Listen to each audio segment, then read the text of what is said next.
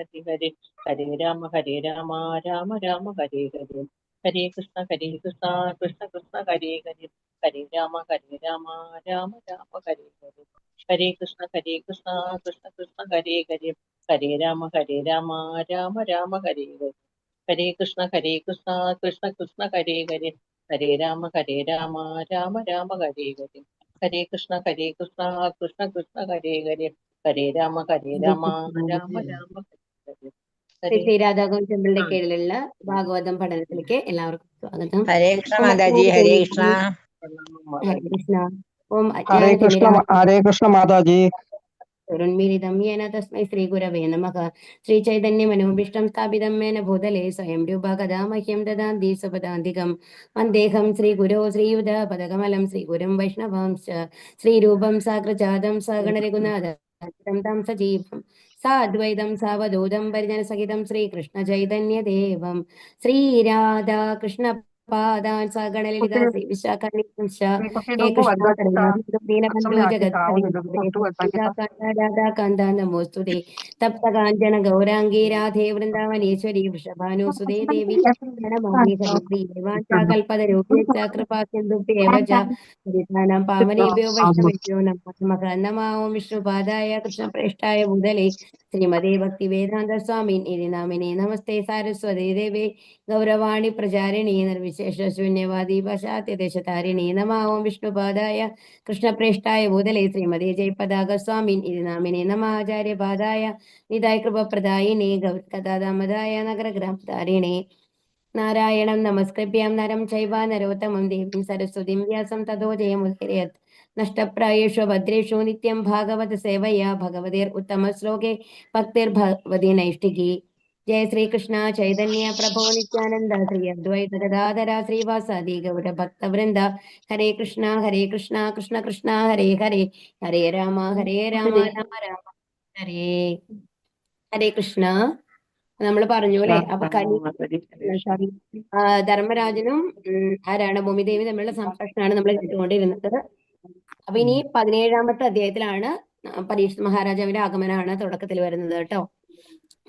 ഓം നമോ ഭഗവതേ വാസുദേവായ, ഓം നമോ ഭഗവതേ വാസുദേവായ, ഓം നമോ ഭഗവതേ വാസുദേവായ. ശ്ലോകം 1 സൂത് ചൊല്ലിക്കോളൂ കേട്ടോ. നമോ ഭഗവതേ വാസുദേവായ. നമോ ഭഗവതേ വാസുദേവായ. നമോ ഭഗവതേ വാസുദേവായ. സൂതവാച ഉവാച സൂതവാച തത്ര ഗോമിഥുനം രാജാ ഗോമിഥുനം രാജ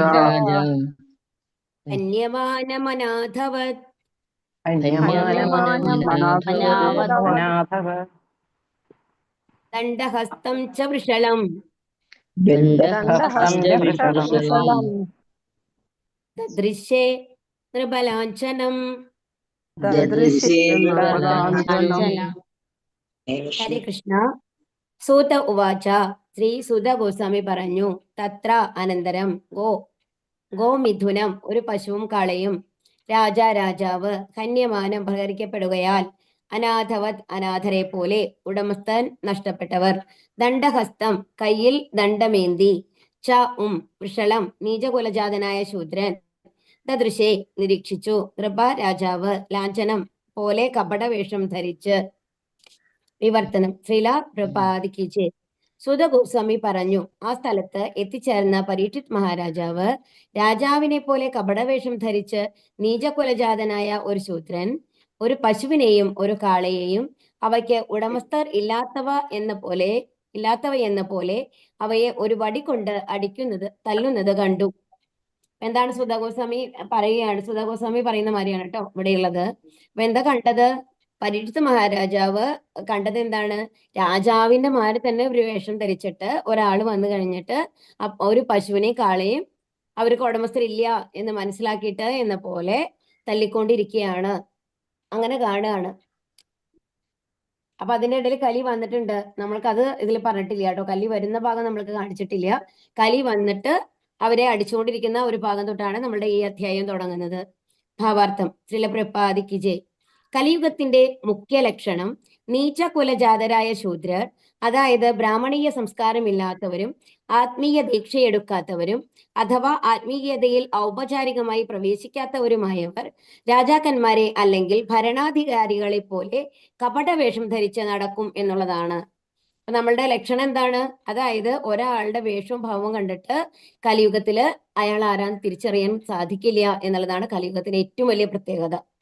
കാരണം ഉള്ളും പുറവും, അതായത് ദ്വന്ദ്ം എന്ന് പറയില്ലേ, അത്രയും വ്യത്യാസമാണ് കാണിക്കുക എന്നുള്ളതാണ്. അപ്പൊ എന്താണ് ശൂദ്രരായിട്ടുള്ള ആൾക്കാർ? ശൂദ്രൻ എന്ന് പറയുന്നത് ജാതിയല്ല, മനസ്സിലാക്കണം, ഗുണമാണ്. അപ്പൊ ശൂദ്രരായിട്ടുള്ള ആൾക്കാർ എന്താ ചെയ്യുന്നത്? അവർക്ക് ബ്രാഹ്മണീയ സംസ്കാരം ഇല്ലാത്തവരാണ് അല്ലെ. ബ്രാഹ്മണീയ സംസ്കാരം എന്ന് പറഞ്ഞാൽ എന്താണ്? സത്വഗുണമാണ്. എല്ലാവരിലും നല്ലത് കണ്ടെത്തുക എന്നുള്ള ഗുണമാണ് ബ്രാഹ്മണരിലുള്ളത്. ഇനി ആത്മീയ ദീക്ഷ എടുക്കാത്തവരും, അവർക്ക് ദീക്ഷ എന്ന് പറഞ്ഞ ഒരു കൺസെപ്റ്റ് ഇല്ല അല്ലെ, അഥവാ ആത്മീയതയിൽ ഔപചാരികമായി പ്രവേശിക്കാത്തവരുമായ അവർ എന്ത് ചെയ്യുന്നു? രാജാക്കന്മാരുടെ പോലെ വേഷം ധരിച്ചു വന്നു കഴിഞ്ഞിട്ട് ഇപ്പൊ രാജാവാണ് എന്ന് തെറ്റിദ്ധരിച്ചിട്ട് ജനങ്ങൾ മുഴുവൻ അവരെ അനുസരിക്കും അല്ലെ. ആ ഒരു തരത്തിലാണ് കപടവേഷം ധരിച്ച് നടക്കും എന്നുള്ളതാണ് ഈ കലിയുഗത്തിന്റെ പ്രത്യേകത എന്നാണ് പറയുന്നത്. നിരപരാധികളായ മൃഗങ്ങളെ, വിശേഷിച്ചും വണിക സമുദായത്തിലെ യഥാർത്ഥ വൈശ്യരാൽ സംരക്ഷിക്കപ്പെടാത്ത ഉടമസ്ഥരില്ലാത്ത പശുക്കളെയും കാളകളെയും കൊന്നൊടുക്കുകയാണ് അത്തരം അക്ഷത്രിയരായ ഭരണാധികാരികളുടെ പ്രധാന ജോലി. അവര് പ്രധാന പണി എന്താണെന്നാണ് പറയുന്നത്? ശരിക്കും പശുവിനെ കാളയൊക്കെ സംരക്ഷിക്കേണ്ടത് ആരാണ്? വൈശ്യന്മാരാണ് അല്ലെ. പക്ഷെ അവരുടെ സംരക്ഷണത്തിൽ അല്ലാത്ത ഈ പശുക്കളെയും കാളകളെയും എന്ത് ചെയ്യുന്നു? ഇവര് കൊന്നൊടുക്കുകയാണ് ചെയ്യുന്നത്. കൃഷി, ഗോസംരക്ഷണം, കച്ചവടം എന്നിവ വൈശ്യർക്ക് സ്വാഭാവികമായ കർമ്മങ്ങളാണെന്ന് ഭഗവത്ഗീത 18:44 പ്രതിപാദിച്ചിരിക്കുന്നു. കലിയുഗത്തിൽ അധപ്പതിച്ച കച്ചവടക്കാരായ വൈശ്യർ അറവുശാലകൾക്ക് പശുക്കളെ എത്തിച്ചു കൊടുക്കുന്ന ജോലിയിൽ ഏർപ്പെട്ടിരിക്കുന്നു. അപ്പൊ വൈശ്യർ എന്താ ചെയ്യുന്നത്?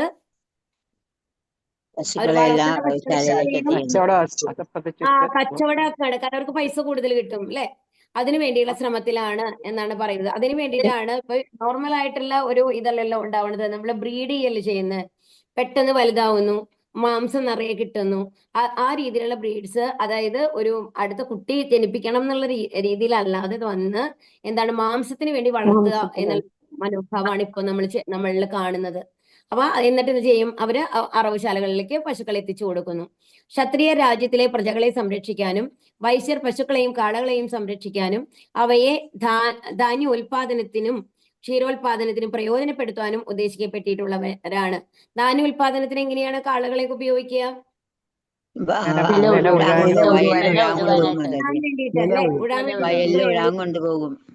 കൊണ്ടുപോകാൻ പോകും.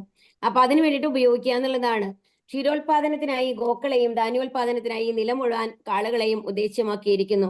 എന്നാൽ കലിയുഗത്തിൽ ശൂദ്രർ ഭരണാധികാരികളുടെ പദവിയിൽ അവരോധിക്കപ്പെടുകയും ഗോക്കളും കാളകളും അഥവാ മാതാക്കളും പിതാക്കന്മാരും വൈശ്യരാൽ അരക്ഷിതരാവുകയും ശൂദ്രരായ ഭരണകർത്താക്കളാൽ സംഘടിതമായി പ്രവർത്തിക്കുന്ന അറവുശാലകൾക്ക് ഇരകളായി തീരുകയും ചെയ്യുന്നു. അപ്പൊ യഥാർത്ഥത്തിൽ വന്നു കഴിഞ്ഞിട്ട് ഒരു രാജാവിന്റെ കടമ എന്ന് പറയുന്നത് അവിടുത്തെ പ്രജകളെ മുഴുവൻ സംരക്ഷിക്കുക എന്നുള്ളതാണ്. അപ്പൊ അതിൽ വൈശ്യരുടെ ചുമതലയാണ് എന്തുള്ളത്? അവരാണ് ഭക്ഷ്യസാധനങ്ങളുടെ ചുമതല ഏറ്റെടുത്തിരിക്കുന്നത് അല്ലെ. അപ്പൊ അതിൽ വരുന്നതാണ് ഈ പാലുൽപ്പന്നങ്ങളൊക്കെ. അപ്പൊ അതുകൊണ്ട് തന്നെ ഗോക്കളുടെ സംരക്ഷണം വൈശ്യരുടെ ഇതിലാണുള്ളത്. പക്ഷെ അവരെന്താണ് ചെയ്യുന്നത്? ഇപ്പോ ഇതിന് പകരം എന്ത് ചെയ്യുന്നു? അപ്പൊ ഇപ്പോഴും നമ്മളുടെ ഭരണകർത്താക്കൾ എന്ന് പറയുന്നത് ശൂദ്രരായിട്ടുള്ള ആൾക്കാരാണ്, ക്ഷത്രിയരല്ല. അപ്പൊ അതുകൊണ്ട് തന്നെ അവരെന്തിനു വേണ്ടിയിട്ടാണ് ശ്രമിക്കുന്നത്? ഗോക്കളും കാടിലും കച്ചവടത്തിന് വേണ്ടി. വൈശ്യർ അതിന് ചുമതല ഏറ്റെടുക്കുന്നില്ല. വൈശ്യർ എന്താ ചെയ്യുന്നത്? ഇവരൊക്കെ അറവുശാലകളിലേക്ക് അയക്കുകയാണെന്നാണ് പറയുന്നത്.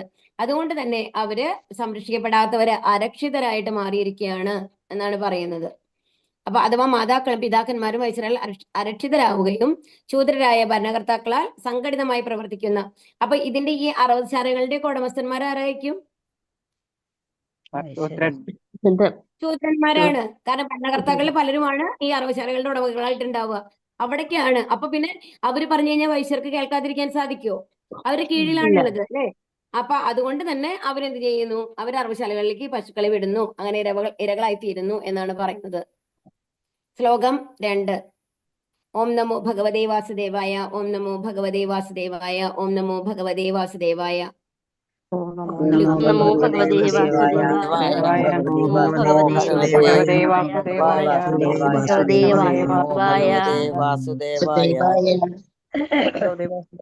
വൃഷം മൃണാളധവളം വൃഷം മൃണാളധവളം വൃഷം പിബന്താമിവ വിദ്യതം മേഹന്തമിവ വിഭ്രതം വിദ്യം വിവിദ്യം വേപമാനം പദൈകേന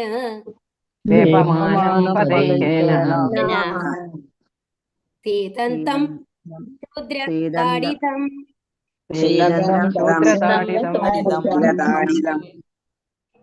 ഹരേ കൃഷ്ണ. വൃഷം കാള, മൃണാളധവളം വെളുത്ത താമരപ്പൂ പോലെ ധവള നിറമാർന്ന, മേഘന്ധ മൂത്ര വിസർജനം നടത്തുന്നു, ഇവ എന്ന പോലെ. ബിഭ്യതം വളരെയധികം പേടിച്ചരണ്ട്, പേപമാനം വിറയ്ക്കുന്നു, പദ ഏകേന ഒറ്റക്കാലിൽ നിൽക്കുന്നു, സീതന്ധം ഭയപ്പെടുത്തപ്പെട്ടു, ശൂദ്ര താടിത്തം ഒരു ശൂദ്രനാൽ പ്രഹരിക്കപ്പെടുകയാൽ. വിവർത്തനം. ശ്രീല പ്രഭുപാദിക്ക് ജയ്. ഋഷഭം ഒരു വെളുത്ത താമരപ്പൂ പോലെ ധവള നിറമാർന്നതായിരുന്നു. തന്നെ പ്രഹരിക്കുന്ന ശൂദ്രനെ ഭയന്ന് അത് ഒറ്റക്കാലിൽ നിന്ന് വിറയ്ക്കുകയും മൂത്രം വിസർജിക്കുകയും ചെയ്തുകൊണ്ടിരുന്നു. അപ്പോ ശരിക്കും ധർമ്മദേവതയാണ് കാളയായിട്ട് വന്നിട്ടുള്ളത് അല്ലെ. ഋഷഭം എന്ന് പറഞ്ഞ കാളയാണ്. അപ്പോ അതിന്റെ നിറം എന്തായിരുന്നു? വെളുത്ത താമരപ്പൂ പോലെ അതീവ മനോഹരമായിരുന്നു എന്നാണ് പറയുന്നത്. ഒരു അടക്കമില്ലാതെ അത്രയും ഭംഗിയുള്ള ഒരു വെള്ള നിറത്തിലുള്ള ഒരു കാളയാണ്. പക്ഷെ ആ കാളയുടെ ഇപ്പോഴത്തെ അവസ്ഥ എന്താണ്? അതിന് ഒറ്റക്കാലേ ഉള്ളൂ. കഷ്ടാണ് അല്ലെ. പിന്നെ എന്താണ്? പേടിച്ചിട്ട് മൂത്രം പോയിക്കൊണ്ടിരിക്കുകയാണ് എന്നാണ് പറയുന്നത്. ആ ലെവലിൽ പേടിച്ചിട്ടുണ്ട് കാള. ഭാവാർത്ഥം. ശ്രീല പ്രഭുപാദിക്ക് ജയ്. വെള്ള താമരപ്പൂ പോലെ പരിശുദ്ധമായ ധവള നിറമാർന്ന ധർമാനുശാസനങ്ങൾ ആ കാലഘട്ടത്തിലെ സംസ്കാര സമ്പന്നരല്ലാത്ത ശൂദ്രന്മാരായ പ്രജകളാൽ ആക്രമിക്കപ്പെടുമെന്നത് കലിയുഗത്തിന്റെ മറ്റൊരു ലക്ഷണമാകുന്നു. കലിയുഗത്തിന്റെ ലക്ഷണം എന്താണ്? ഇപ്പൊ അടുത്ത ലക്ഷണം എന്താ പറഞ്ഞത്? വെളുത്ത താമരപ്പൂ. അതായത് ധർമ്മം ഉണ്ടാവില്ല. ധർമ്മം അനുസരിക്കുന്ന ആൾക്കാരെ മുഴുവൻ എന്ത് ചെയ്യും? ആക്രമിക്കും എന്നുള്ളതാണ്. അതായത് സത്യസന്ധരായിട്ടുള്ള ആൾക്കാർക്ക് ഈ ലോകത്തില് സുരക്ഷിതമായിട്ട് ജീവിക്കാൻ സാധിക്കില്ല. എല്ലാം നഷ്ടപ്പെടുന്ന ഒരവസ്ഥയിലാണ് ഉണ്ടാവുക എന്നുള്ളതാണ് പറയുന്നത്. നമ്മൾ ഒരുപാട് കാണുന്നതാണ് അല്ലെ. ഇപ്പൊ ശരിക്കും പറഞ്ഞു കഴിഞ്ഞാല് എന്താണ് ധാർമ്മിക അനുശാസനങ്ങളൊന്നും അനുസരിക്കാത്ത ആൾക്കാരുടെ ഇരകളായിട്ട് മാറുന്ന ഒരുപാട് നല്ല ആൾക്കാരുണ്ട്. അവരൊക്കെ ആലോചിച്ച് കഷ്ടം തോന്നി. ഹരേ കൃഷ്ണ. ഓക്കെ.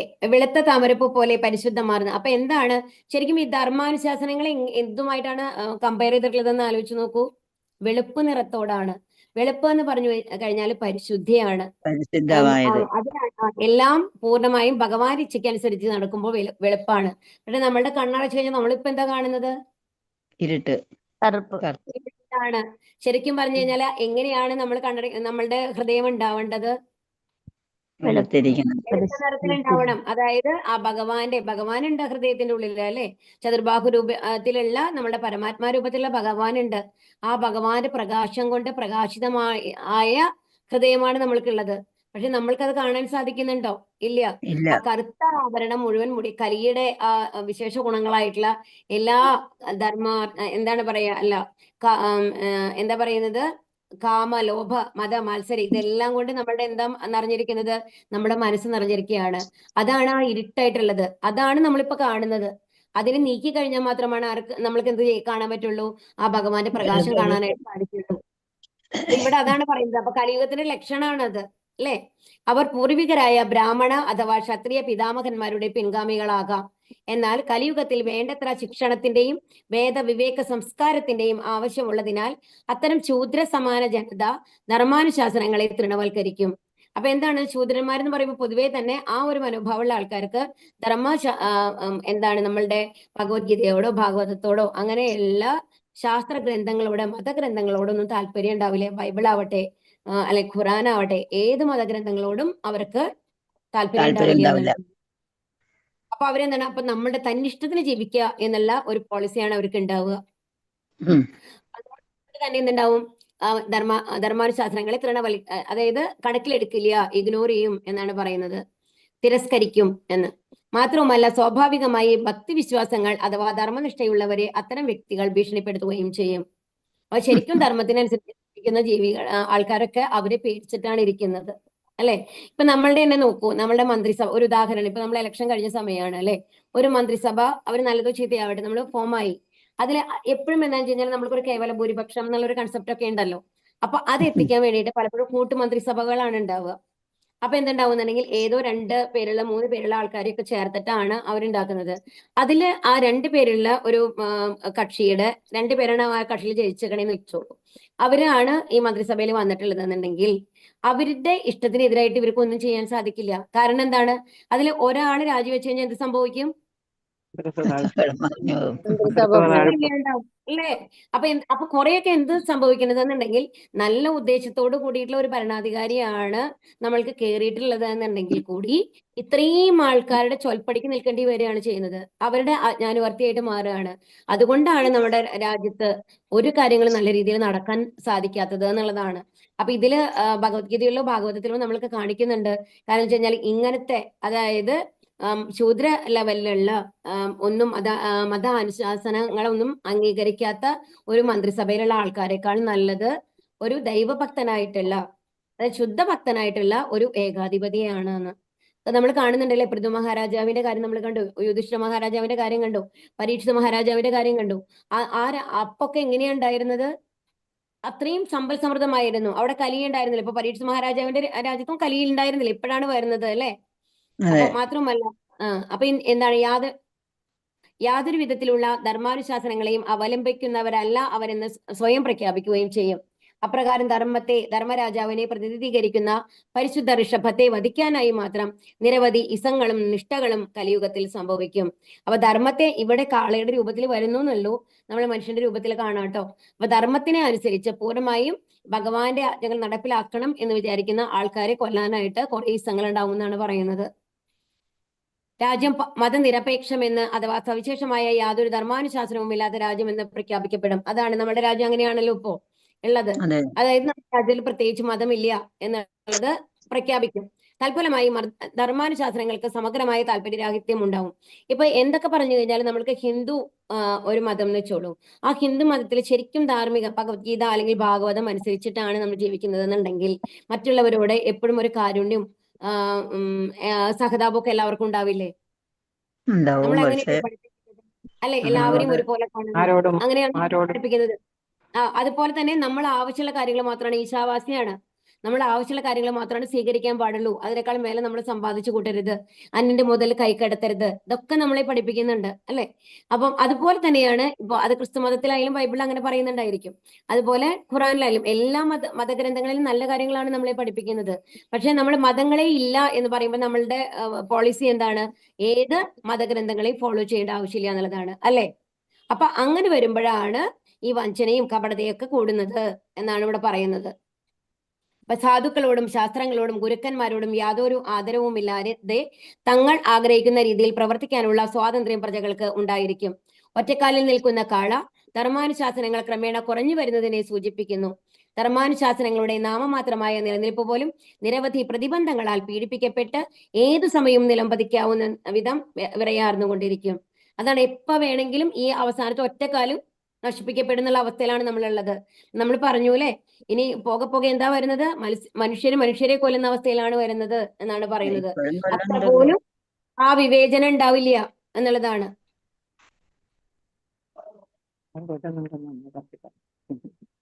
ഹരേ കൃഷ്ണ.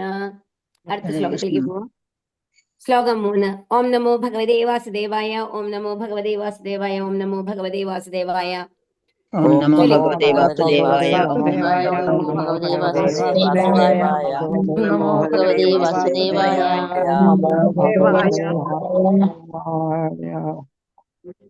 ഗാം ച ധർമ്മ ദുഃഖാം ദീനാം,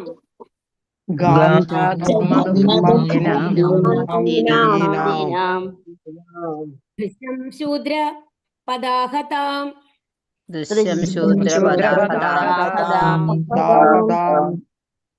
വിവത്സാം ആശ്രുവദനം,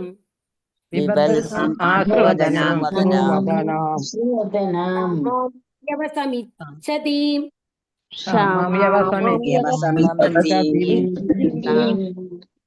ഹരേ കൃഷ്ണ. ഗാം പശു ച ധർമ്മ ദുഃഖാം, അവളിൽ നിന്നും ധർമ്മം പ്രക്ഷേപിക്കാൻ സാധിക്കുന്നതിനാൽ അത് ഗുണപ്രദമാണ്. ദീനാം, പരിതാപകരമായ നിലയിലേക്ക് മാറ്റപ്പെട്ടിരിക്കുന്നു. ഭൃശം, ദുഃഖിതം. ശൂദ്രൻ, പദാഹതാം, പദങ്ങളാൽ പ്രഹരിപ്പിക്കപ്പെട്ടു. വിവത്സാം കന്നുകുട്ടി രഹിതയായി, അശ്രുവദനാം നയനങ്ങളിൽ അശ്രുക്കളോടുകൂടി, ക്ഷാമം വളരെ ദുർബലയായി, യവസം പുല്ല്, ഇച്ഛതീം ഭക്ഷിക്കാനായി, യവസം ഇച്ഛതീം ഭക്ഷിക്കാനായി കുറച്ച പുല്ല് ആഗ്രഹിക്കുന്നത് പോലെ. വിവർത്തനം. ശ്രീല പ്രപാദിക്ക് ജയ്. ഒരുവന് ധർമാനുശാസനങ്ങൾ പകരുവാൻ പശുവിനാൽ സാധ്യമാകയാൽ പശു പ്രയോജനപ്രദയെങ്കിലും അവൾ ഇപ്പോൾ കന്നുകുട്ടിയില്ലാത്തവളായി തീർന്നിരിക്കുന്നു. ഒരു ശൂദ്രനാൽ അവളുടെ പാദങ്ങൾ പ്രഹരിക്കപ്പെട്ടിരിക്കുന്നു. അവളുടെ നയനങ്ങളിൽ അശ്രുക്കൾ ഉണ്ടായിരുന്നു. മാത്രവുമല്ല അവൾ ദുഃഖിതയും ദുർബലയുമായിരുന്നു. കൂടാതെ മൈതാനത്തെ കുറച്ച പുല്ലിനായി അവൾ അതിയായി ആഗ്രഹിച്ചുകൊണ്ടിരുന്നു. അപ്പൊ എന്താണ് ഭൂമിദേവിയാണ് പശുവായിട്ട് വന്നിട്ടുള്ളത് അല്ലെ. അവസ്ഥയാണ് ഇവിടെ പറയുന്നത്. അപ്പൊ എന്താണ് ഒരുവന് ധർമാനുശാസനങ്ങൾ പകരുവാൻ പശുവിനാൽ സാധ്യമാകയാ. അതായത് ശരിക്കും പറഞ്ഞു കഴിഞ്ഞാല് കാള അല്ലെങ്കിൽ പശു എന്നുള്ള ഇതിലാണ് നമ്മൾ ഇവിടെ കാണുന്നത് അല്ലെ. അപ്പൊ ധർമാനുശാസനങ്ങൾ പകരാനാണ് ആരുള്ളത്? അതായത് പശു ഉള്ളത്. പശു ഇവിടെ ഭൂമിദേവിയാണ്. അപ്പൊ പശുവിനെ കറക്കുക എന്ന് പറഞ്ഞു കഴിഞ്ഞാൽ ഇവിടെ ഉദ്ദേശിക്കുന്നത് എന്താണെന്നുണ്ടെങ്കിൽ ധർമാനുശാസനങ്ങൾ മറ്റുള്ളവർക്ക് പകരുക എന്നുള്ളതാണ്. നല്ല കാര്യങ്ങള്. അതാണ് ഓരോ കാലും ഓരോ ധർമ്മത്തിന്റെ ഓരോ ഭാഗങ്ങളായിട്ട് പറയുന്നത് അല്ലെ. എന്തൊക്കെയാണ് ഓർമ്മയുണ്ടല്ലോ അല്ലെ? എന്തൊക്കെയാ ആരെങ്കിലും അറിയാമോ? ശൗചം, സത്യം, ദയ, തപസ്, ശൗചം, ഇതൊക്കെയാണ് അല്ലെ. അപ്പൊ അവൾ പക്ഷെ എന്താണ് ഇപ്പൊ പറയുന്നത് എന്നുണ്ടെങ്കിൽ പശുവിന് കന്നുകുട്ടിയില്ല. കന്നുകുട്ടി ഇല്ല എന്നുണ്ടെങ്കിൽ പാല് ചുരക്കുവോ? ഇല്ല. എപ്പോഴാണ് നമുക്ക് പാല് കിട്ടുക? ഒരു കുട്ടി ഉണ്ടാകുമ്പോ കുട്ടിക്ക് കുടിക്കാൻ വേണ്ടിയിട്ടാണ് പാല് ചുരന്നിട്ട് വരുന്നത് അല്ലെ. അത് മനുഷ്യരായാലും മൃഗങ്ങളായാലും ഒക്കെ ഒരുപോലെയാണ്. അപ്പൊ അതുകൊണ്ട് ഇപ്പൊ കന്നുകുട്ടി ഇല്ലാത്തത് കാരണം കൊണ്ട് ചുരക്കുന്നില്ല, പാലില്ല എന്നുള്ളതാണ് ഇവിടെ പറയുന്നത്. അപ്പൊ ഒരു ശൂദ്രനാൽ അവളുടെ പാദങ്ങൾ പ്രഹരിക്കും. മാത്രമല്ല കുട്ടിയില്ലാത്ത ഒരു പശുവായിട്ടാണ് നിൽക്കുന്നത്. അത് പോട്ടെ, ഇപ്പൊ എന്താ ചെയ്തേക്കുന്നത്? പാദങ്ങളൊക്കെ എന്താ ചെയ്തത്? അടിച്ചുവിട്ടേക്കാണ്. ആര്? കലി വന്നിട്ട്, ശൂദ്രൻ വന്നിട്ട്. അവളുടെ നയനങ്ങളിൽ അശ്രുക്കൾ ഉണ്ടായിരുന്നു, കരയുകയാണ്. മാത്രമല്ല അയാൾ ചെറുത്ത് നിൽക്കാനുള്ള ശക്തി ഉണ്ടോ? ഇല്ല അല്ലെ. ദുഃഖിതയും ദുർബലയുമായിരുന്നു. പിന്നെയോ വിശന്നിട്ടും പാടില്ല. എന്താണ് ആഗ്രഹിക്കുന്നത്? കുറച്ച് പുല്ല് കിട്ടിയെങ്കിൽ എന്ന് ആഗ്രഹിക്കുന്ന ഒരു അവസ്ഥയിലാണ് ആരുള്ളത്? ആ പശു ഉള്ളത് എന്നാണ് പറയുന്നത്. ഭാവാർത്ഥം. ശ്രീല പ്രപാദിക്ക് ജയ്. പശുവിന്റെ പരിതാപാർഹമായ അവസ്ഥ കലിയുഗത്തിന്റെ മറ്റൊരു ലക്ഷണമാകുന്നു. അപ്പൊ ഇതാണ് കലിയുഗം എങ്ങനെയാണ് കാണിക്കുന്നത് എന്നാണ് പറയുന്നത്. ദ്രവരൂപത്തിൽ ധർമാനുശാസനങ്ങൾ ചുരത്തിക്കിട്ടുകയാണ് പശുവിനെ കറക്കുന്നതിനാൽ അർത്ഥമാക്കുന്നത്. അപ്പൊ എന്താണെന്നുണ്ടെങ്കിൽ നമ്മൾക്ക് അങ്ങനെ കുടിച്ചാൽ മതി. നമുക്ക് പാല് കിട്ടിക്കഴിഞ്ഞു കഴിഞ്ഞാൽ ഒന്ന് തിളപ്പിച്ച് കഴിഞ്ഞാൽ അങ്ങനെ കുടിക്കാം. ശരിക്കും പറഞ്ഞാൽ പണ്ട് കാലത്തൊക്കെ പശുമ്പാല് പച്ചയ്ക്ക് കുടിക്കുന്നത് ഔഷധമായിട്ട് നമ്മൾ ഉപയോഗിച്ചിരുന്നു അല്ലെ. അപ്പൊ അതായത് അത്രയും കൃത്രിമമായ ഭക്ഷണ സാധനങ്ങളൊക്കെ കൊടുത്ത് ഇപ്പൊ ആ പാല് നമ്മൾക്ക് അത്ര ശുദ്ധം എന്ന് പറയാൻ പറ്റില്ല. പക്ഷെ നല്ല പച്ചപ്പുല്ല് തിന്നിട്ടുള്ള ആ പശുമ്പാലൊക്കെ അത്രയും ഔഷധ ഗുണങ്ങൾ ഉള്ളതാണെന്നാണ് പറയുന്നത്. അപ്പൊ ഇവിടെ എന്താണ് കാണിക്കുന്നത്? ആ പാലെന്ന് പറഞ്ഞാൽ എന്താണ്? ദ്രവരൂപത്തിലുള്ള ധർമാനുശാസനങ്ങളാണ്. അപ്പൊ ദഹിക്കാൻ കുറച്ചും കൂടി എളുപ്പമാണ് അല്ലെ. അപ്പൊ നമ്മൾക്ക് വേഗം മനസ്സിലാക്കാൻ രീതിയിലുള്ള ധർമാനുശാസനങ്ങൾ എന്നാണ് ഇവിടെ പറയുന്നത്. ശ്രേഷ്ഠരായ ഋഷിമാരും മഹാമുനിമാരും പാലിനെ ആശ്രയിച്ചു മാത്രം അഥവാ ക്ഷീരപാനത്തിലൂടെ മാത്രം ജീവിക്കുമായിരുന്നു പണ്ടത്തെ കാലത്ത്. അപ്പൊ അത് ശരിക്കും പറഞ്ഞു കഴിഞ്ഞാല് നമ്മുടെ പശുപാല് എന്ന് പറയുന്നതാണ് നമ്മളുടെ ബ്രെയിൻ ഉണ്ടല്ലോ, തലച്ചോറിന്റെ ഉള്ളിലുള്ള ആ എന്താ പറയാ, ഈ ബുദ്ധി എന്ന് പറയുന്ന ആ കണങ്ങൾ ഉണ്ടല്ലോ, അതിനെ ഉത്തേജിപ്പിക്കുന്നത് എന്നാണ് പറയുന്നത്.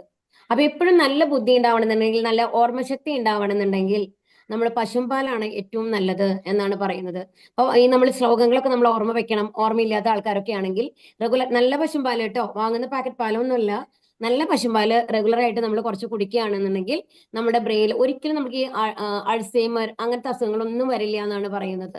അത്രയും ഔഷധ ഗുണമാണ് അതിനുള്ളത്. അതാണ് ഇവിടെ പറയുന്നത്. അപ്പൊ പണ്ട് കാലത്ത് അപ്പോ നമ്മൾക്ക് എന്ത് വരും? നല്ല ബുദ്ധി വരും. നല്ല ബുദ്ധി എന്ന് പറയുന്നത് എന്താണ്? ഭഗവാനിൽ ഡിപ്പെൻഡന്റ് ആയിട്ട് എന്ത് ചെയ്യണം എന്നുള്ള ശരിയായിട്ടുള്ള ബുദ്ധി നമ്മൾക്ക് ലഭിക്കും എന്നുള്ളതാണ്. അപ്പൊ മഹാമുനിമാരും പാലിനെ ആശ്രയിച്ചു മാത്രം അഥവാ പാനത്തിലൂടെ മാത്രം ജീവിക്കുകയായിരുന്നു. പശുവിനെ കറക്കുന്ന വേളയിൽ ശ്രീ സുഖദേവ ഗോസ്വാമി ഒരു ഗൃഹസ്ഥാശ്രമിയുടെ വീട്ടിൽ പോകുമായിരുന്നു. അദ്ദേഹത്തിന്റെ ജീവൻ നിലനിർത്തുന്നതിന് ആവശ്യമായ ക്ഷീരം മാത്രമേ അദ്ദേഹം അവിടെ നിന്ന് സ്വീകരിക്കുമായിരുന്നുള്ളൂ. 50 വർഷങ്ങൾക്ക് മുമ്പ് പോലും ഒരു സാധുവിന് അവകാശപ്പെട്ട 1 ഗാലനിൽ 1/4 ഭാഗമോ അല്ലെങ്കിൽ 2 ഗാലനോ പാൽ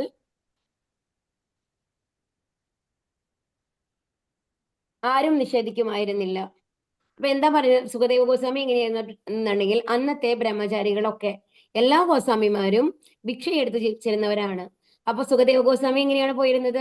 പാല് കറക്കാം, രാവിലെ നേരത്തെയാണ് പാല് കറക്കുക അല്ലെ, ബ്രഹ്മമുഹൂർത്തം ആ സമയത്താണ്, ഏകദേശം വളരെ നേരത്തെയാണ് പശുവിന്റെ കറക്കുക അല്ലെ. അപ്പൊ ആ കറക്കുന്ന സമയത്ത് എന്ത് ചെയ്യുന്നുണ്ടെങ്കിൽ സുഖദേവ ഗോസ്വാമി ഒരു വീട്ടിലേക്കും, അന്ന് എല്ലാ വീട്ടിലും പശുക്കൾ ഉണ്ടായിരുന്നു. അപ്പൊ ഏതോ വീട്ടിലാണോ ഏതെങ്കിലും ഒരു വീട്ടിലേക്ക് അന്ന് പോകും. എന്നിട്ട് ആ പശുവിനെ കറക്കണ നേരം വരയ്ക്കും മാത്രം അവിടെ നിൽക്കുള്ളൂ. ഓക്കെ. അപ്പൊ അത് കഴിഞ്ഞിട്ട് കുറച്ച് പാല്, അത് മാത്രമാണ് അന്നത്തെ സുഖദേവ ഗോസ്വാമിയുടെ ഭക്ഷണം എന്ന് പറയുന്നത്, രാവിലത്തെ ആ കുറച്ച് കിട്ടുന്ന പാല്. എന്നാൽ അതിനുശേഷം ഒരു നിമിഷം പോലും അവിടെ നിൽക്കില്ല എന്നാണ് പറയുന്നത്. പക്ഷേ ആ സമയം വരെ അവര് അത് എന്തിനാണ് വേണ്ടിയിട്ടാണ് വിനിയോഗിച്ചിരുന്നത്?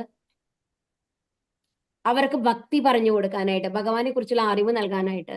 അപ്പൊ എപ്പോഴും സുഖദേവ ഗോസ്വാമി ഏതെങ്കിലും ഒരു വീട്ടിലേക്ക് കാലെടുത്ത് വെച്ചോ, അവിടുത്തെ എല്ലാവരും ശുദ്ധ ഭക്തരായി മാറുന്നുള്ളതാണ്. കാരണം അത്രയും കളങ്കമില്ലാത്ത ഭക്തിയാണ് സുഖദേവ ഗോസ്വാമിക്ക് കേട്ടെ, അല്ലേ? എല്ലാവർക്കും അറിയാം. എന്നാൽ വ്യാസദേവന്റെ മകനാണ്, രാധാദേവിയുടെ തത്തയാണ്, ആത്മീയ ലോകത്തു നിന്ന് ഇറങ്ങി വന്നിട്ടുള്ളതാണ്. അപ്പൊ അതുകൊണ്ട് തന്നെ ഒരു ശുദ്ധ ഭക്തന്റെ സ്പർശം നമ്മൾക്ക് ലഭിച്ചു കഴിഞ്ഞു കഴിഞ്ഞാല്, അനുഗ്രഹം ലഭിച്ചു കഴിഞ്ഞു കഴിഞ്ഞാല് നമ്മളിലെ എല്ലാ ഭൗതിക മാലിന്യങ്ങളും ഒഴിഞ്ഞ് നമ്മളും ഭക്തന്മാരായി തീരും എന്നുള്ളതാണ്. അപ്പൊ പാല് എന്ന് പറയുമ്പോൾ ഒരു ഗൃഹസ്ഥൻ വന്നു കഴിഞ്ഞിട്ട് സുഖദേവ ഗോസ്വാമിക്ക് പാല് കൊടുക്കുക എന്ന് പറയുന്നത് ശരിക്കും സുഖദേവ ഗോസ്വാമിക്കുള്ള അനുഗ്രഹമല്ല, ആർക്കുള്ള അനുഗ്രഹമാണ്? വീട്ടുകാർക്ക്, അവിടെ ശുദ്ധഭക്തന്മാരായിട്ട് മാറുകയാണ്. അപ്പൊ സുഖദേവ് ഗോസ്വാമിയാണ് ഓരോ വീട്ടിലും പോയിട്ട് ആ വീട്ടുകാരെ അനുഗ്രഹിച്ചിരുന്നത് എന്നുള്ളതാണ് സത്യം. അപ്പൊ എല്ലാ ഗൃഹസ്ഥാശ്രമികളും, അപ്പൊ അവര് ഒരിക്കലും പാല് നിഷേധിച്ചിരുന്നില്ല എന്നാണ് പറയുന്നത്. എല്ലാ ഗൃഹസ്ഥാശ്രമികളും ജലം പോലെ ക്ഷീരം നൽകുമായിരുന്നു. ഒരു സനാതനനെ, വേദാനുശാസനങ്ങൾ അനുസരിക്കുന്നവനെ സംബന്ധിച്ചിടത്തോളം പാലിനു വേണ്ടി മാത്രമല്ലാതെ ധർമാനുശാസനങ്ങൾ ലഭിക്കാനായും പശുക്കളെയും കാളകളെയും ഗാർഹിക പരിച്ഛദങ്ങളായി വളർത്തേണ്ടത് കർത്തവ്യമാകുന്നു. അപ്പൊ പാല് ലഭിക്കാൻ വേണ്ടി മാത്രമല്ല നമ്മൾ ഒരു പശുവിനെ വളർത്തേണ്ടത്, ധർമ്മത്തിനനുസരിച്ചുള്ളത്. അപ്പൊ ആ പാലിലൂടെ നമ്മൾക്ക് എന്താ ലഭിക്കുന്നത്? ഭഗവാന്റെ ഭക്തിയാണ് ലഭിക്കുന്നത്. അതാണ് നമ്മൾ മനസ്സിലാക്കേണ്ടത്. ആ ഒരു മനോഭാവത്തിന് വേണ്ടിയിട്ടെങ്കിലും നമ്മൾ എന്ത് ചെയ്യണം എന്നാണ് പറയുന്നത്? പശുക്കളെയും കാളകളെയും വളർത്തണം എന്നാണ് പറയുന്നത്. സനാതനർ ധർമാനുശാസനങ്ങളുടെ അടിസ്ഥാനമായ ഗോക്കളെ ആരാധിക്കുകയും ബ്രാഹ്മണരെ ആദരിക്കുകയും ചെയ്യുന്നു. യാഗാഗ്നിക്ക് അഥവാ യജ്ഞങ്ങൾക്ക് പശുവിൻ പാൽ ആവശ്യമായി വരുന്നു. യജ്ഞാനുഷ്ഠാനത്തിലൂടെ മാത്രമേ ഗൃഹസ്ഥാശ്രമിക്ക് സന്തോഷവാനായി ജീവിക്കുവാൻ കഴിയുകയുള്ളൂ. പശുക്കുട്ടി കാണാൻ സുന്ദരി മാത്രമല്ല, അത് പശുവിനും സംതൃപ്തി നൽകുന്നു അല്ലെ. പശുവിന് എപ്പോഴാണ് സന്തോഷം വരുന്നത്? തന്റെ കുട്ടി അടുത്തുള്ളപ്പോഴാണ്. ആ കുട്ടിക്ക് വേണ്ടിയിട്ടാണ് പാല് ചൊരത്തിയിട്ട് പാല് കൊടുക്കുന്നത്, അത് ഇഷ്ടംപോലെ കുടിക്കാനായിട്ട് അല്ലെ. ആകയാൽ പശു സാധ്യമായിടത്തോളം ധാരാളം പാൽ നൽകുന്നു. എന്നാൽ കലിയുഗത്തിൽ ശ്രീമദ് ഭാഗവത താളുകളിൽ വിശദീകരിക്കുവാൻ അനുവാദമില്ലാത്ത ഉദ്ദേശങ്ങൾക്കായി കന്നുകുട്ടികളെ കഴിയുന്നത്ര നേരത്തെ ഗോമാതാക്കളുടെ അടുക്കൽ നിന്നും അകറ്റുന്നു. അവിടെ പറയുന്നില്ല, നമ്മളത് പറയാൻ പാടില്ല എന്നുള്ളതാണ്. അതായത് അതുകൊണ്ടാണത് മെൻഷൻ ചെയ്യാത്തത് എന്നാണ് പറയുന്നത്. എന്തൊക്കെ ആവശ്യങ്ങൾക്കാണ് ഇപ്പൊ നമ്മൾ പശുക്കളെ ഉപയോഗിക്കുന്നത് എന്നുള്ളത് എല്ലാവർക്കും അറിയാം അല്ലെ. അവരെന്താ ചെയ്യുക? ആദ്യം തന്നെ പശുവിനെ ഒന്ന് കുടിപ്പിച്ച് കുട്ടിയെ മുമ്പിൽ കാണിച്ചു കഴിഞ്ഞിട്ട് പാല് ചുരത്തി കഴിഞ്ഞ് കഴിഞ്ഞാൽ കുട്ടിയെ മാറ്റി നിർത്തും. കുട്ടിക്ക് എന്നിട്ട് വേറെ വല്ല കൃത്രിമ സാധനങ്ങളൊക്കെ തീറ്റയ്ക്കായിട്ട് കൊടുക്കും. എന്നിട്ട് ആ പാല് മുഴുവൻ കടന്നെടുത്ത് കഴിഞ്ഞിട്ട് അത് എന്തിനൊക്കെ ഉപയോഗിക്കുക എന്ന് നമുക്കറിയാം അല്ലെ. പാലുൽപ്പന്നങ്ങളും, അതായത് ആ കുട്ടിക്ക് കൊടുക്കാതെ മാറ്റും എന്നുള്ളതാണ്. അപ്പൊ പശുവിന് എന്താണ് ഉണ്ടാവുക അവസ്ഥ? പശുവിന്റെ അവസ്ഥ എന്താണ്? സങ്കടം വരും. സങ്കടം വരും അല്ലേ. അശ്രദ്ധമായ നയനങ്ങളോടെ നിലകൊള്ളുമ്പോൾ പശു കരയുകയാണ് ചെയ്യേണ്ടാവുക എന്നാണ് പറയുന്നത്. നമ്മള് എപ്പോഴും നമ്മൾക്ക് ഒരാളുടെ കയ്യിൽ നിന്ന് സന്തോഷമായിട്ട് ഒരു കാര്യം കിട്ടി കഴിഞ്ഞാലാണ് അതിന് ഗുണം ഉണ്ടാവുള്ളൂ. ഒരാളെ ദുഃഖിപ്പിച്ചിട്ട് എന്ത് നമ്മൾ പിടിച്ചെടുക്കുന്ന സാധനങ്ങൾക്ക് നിലനിൽപ്പില്ല എന്നുള്ളത് നമ്മൾ മനസ്സിലാക്കുന്നില്ല എന്നുള്ളതാണ്. പശു ഒരു മൃഗല്ലേ, അതിന് എന്ത് ചെയ്താ എന്താ എന്നുള്ള ഒരു അവസ്ഥയിലാണ് നമ്മൾ കാണുന്നത്. കറവ പറ്റുമ്പോൾ അതിനെ അറവുശാലയിലേക്ക് അയക്കുന്നു. വർത്തമാന സമൂഹത്തിലെ സർവ്വ കുഴപ്പങ്ങൾക്കും കാരണം ഇത്തരം മഹാപാപകർമ്മങ്ങളാകുന്നു. സാമ്പത്തിക പുരോഗതി എന്ന പേരിൽ അവർ ചെയ്തു കൂട്ടുന്നത് എന്തെന്ന് ജനങ്ങൾ അറിയുന്നില്ല. കലിയുടെ പ്രഭാവം അവരെ അജ്ഞതയുടെ കടും അന്ധകാരത്തിൽ നിലനിർത്തുന്നു. സമാധാനത്തിനും സമൃദ്ധിക്കുമായുള്ള എല്ലാ പരിശ്രമങ്ങൾക്കിടയിലും അവർ പശുക്കളെയും കാളകളെയും എല്ലാവിധത്തിലും തൃപ്തിപ്പെടുത്തുവാൻ യത്നിച്ചിരുന്നു. അപ്പൊ മുമ്പത്തെ യുഗങ്ങളിലൊക്കെ എന്താണ്, പശു അത്രയ്ക്കും ബഹുമാനമാണ് കൊടുത്തിരുന്നത്. ആ പാല് എല്ലാത്തിനും, അതുപോലെ തന്നെ പാൽ നമ്മൾ എന്ത് പൂജ നടത്തണമെങ്കിൽ പാലുണ്ടാവും അല്ലെ. അതില് നമ്മളൊരു പായസം ഉണ്ടാക്കണമെങ്കിൽ പശുപാലിലല്ലേ ഉണ്ടാക്കുന്നത്. പശുക്കളി അതുപോലെ നെയ്യ് കിട്ടുന്നത് എന്തെന്നാണ്?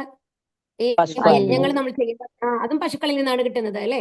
അപ്പൊ പശുക്കളെയും ആളുകളെയും സന്തോഷിപ്പിക്കുന്നതിലൂടെ അഥവാ തൃപ്തിപ്പെടുത്തുന്നതിലൂടെ ഒരുവനെ സന്തോഷം പ്രാപ്തമാകുന്നത് എപ്രകാരമാണെന്ന് വിഡ്ഢികൾക്ക് മനസ്സിലാകുന്നില്ല.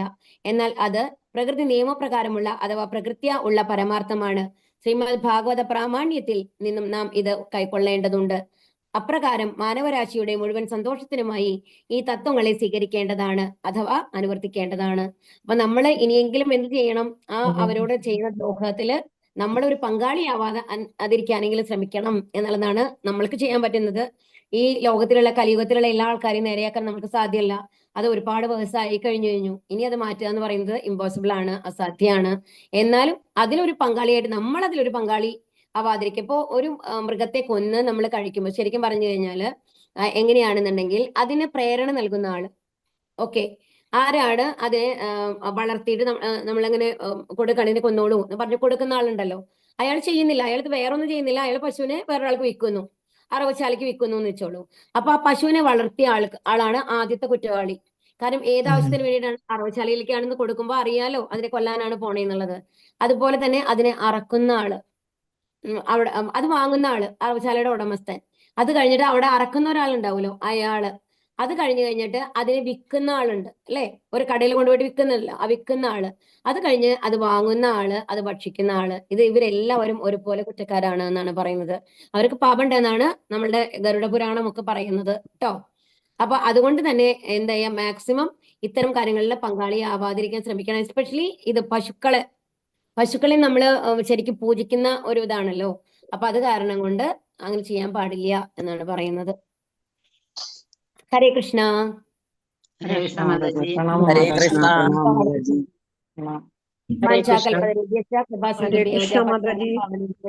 നമോ നമഃ. അനന്തകോടി വർഷം വർദ്ധിക്ക് ജയ. പ്രഭാതിക്ക് ജയ. ഗുരു മഹാരാജ് की जय. और ब्रह्मांड के हरि